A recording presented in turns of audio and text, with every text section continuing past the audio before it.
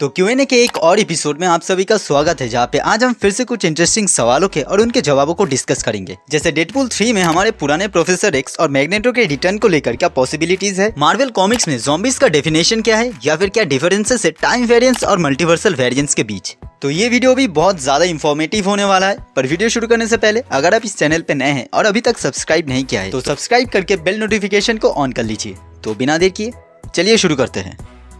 पहला सवाल आशा ने पूछा है कि क्या ऐसा हो सकता है कि निक फ्यूरी ने अपने डेथ से पहले ही किसी स्कल में अपने मेमोरीज को ट्रांसफॉर्म कर दिया है, जिसे हम अभी सीरीज में देख रहे हैं। तो सीक्रेट इन्वेजन जैसे सीरीज में ये बताना मुश्किल है कि कौन स्कल है और कौन नहीं, पर निक फ्यूरी के भी स्कल होने के भी कई सारे माइनर हिंट्स हमें दिए गए हैं, जिससे ये लग रहा है कि कैप्टन अमेरिका विंटर सोल्जर में सच में फ्यूरी की ही डेथ हो गई थी, जिसके बाद दूसरे किसी स्कल ने फ्यूरी का जगह ले लिया है एमसीयू में। लेकिन हाल ही में आई एपिसोड 5 देखकर ये लग रहा है कि इस बात की पॉसिबिलिटी सच में कम है। दूसरा सवाल गना गेमर ने पूछा है कि अगर मैं मार्वल को खरीद लेता हूँ तो क्या मार्वल के सारे सुपर हीरोज के राइट्स मेरे पास आ जाएंगे। तो देखो भाई, ऐसा नहीं होता। शुरुआती दिनों में मार्वल ने अपने कैरेक्टर राइट्स को बेच दिया था दूसरे प्रोडक्शन हाउसेस के पास, जिसकी वजह से अभी तक हल्की कोई भी सोलो मूवी हमें देखने को नहीं मिली। स्पाइडरमैन की मूवीज तभी बनती है जब सोनी और मार्वल का डील होता है और सारे एक्समैन के कैरेक्टर्स फॉक्स स्टूडियो के पास है। तो अब समझ सकते हो कि मार्वल को खरीदने से सारे कैरेक्टर के राइट्स तो मिलने नहीं वाला। फिर तुषार सिंह ने पूछा है कि ह्यू जैकमैन तो वुल्वरीन को दोबारा प्ले करेंगे, तो क्या हमें पुराने प्रोफेसर एक्स और मैग्नेटो का रिटर्न देखने को मिलेगा।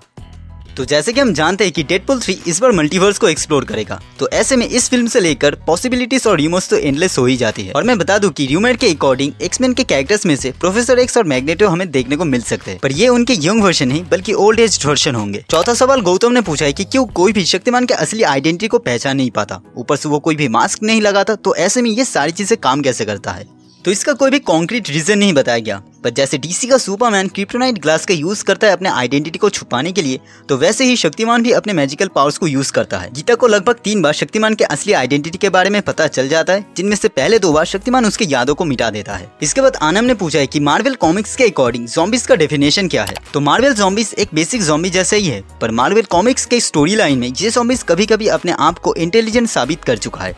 तो अर्थ 2149 पे वॉचर एक इन्फेक्टेड सेंट्री को भेजता है और धीरे धीरे इस यूनिवर्स में ये इन्फेक्शन फैलने लगता है। ये ज़ॉम्बीज गैलेक्टस को भी खा लेते हैं और इसके कॉस्मिक पावर से ये लोग मल्टीवर्स में ट्रैवल करके इस हंगर वायरस को मल्टीवर्स में फैलाने लगते हैं। अगला सवाल पूछा है डेयर डेविल ने कि क्या कैंग थैनोस के बारे में जानता था और इन दोनों में से ज्यादा पावरफुल कौन है। तो हाँ भाई, बेशक जानता था। अब सोच के देखो, जो पूरे मल्टीवर्स और टाइमलाइन को हजारों बार देख चुका है, उसे उस यूनिवर्स के पास्ट, प्रेजेंट और फ्यूचर के बारे में पता तो होगा ही। और अगर पावर्स की बात करूँ तो ऑब्वियसली कैंग हर फील्ड में थैनोस से जीतेगा, सिवाय फिजिकल स्ट्रेंथ के, क्योंकि थैनोस एक इटर्नल है, वही कैंग सिर्फ एक इंसान।